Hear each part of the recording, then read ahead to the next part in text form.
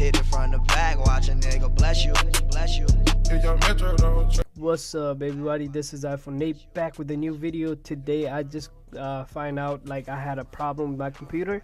This is the Ethernet problem. It's not a valid IP address. It keeps saying it. You can see that I have a yellow logo on my Ethernet problem right now, and I am trying to go fix this one, guys, for you, and hopefully this is will fix it. I'm trying it first time. It says right there, the problem found, Ethernet does not have a valid IP address. So all you gotta do is reset.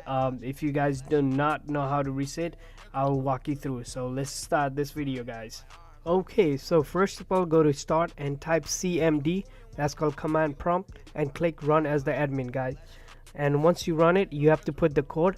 That will be Nate, NETSH space win, WISOCK space RESET, reset, and click hit enter, guys. Say reset, and now again you have to put the code. That will be NETSH space INT space IP space reset.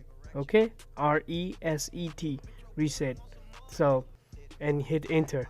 That's all you gotta do, guys. And now all you have to do is restart your computer. That's all you have to do, and it will be good to go, guys. So let me restart and come back. Hey, I'm back. So as you can see, the yellow logo is just disappear once I restart my computer. So this is how you fix your Ethernet problem IP address, guys. So hopefully you enjoy this video. If you do, please like this video and subscribe my channel. I will catch you next video, guys. Peace.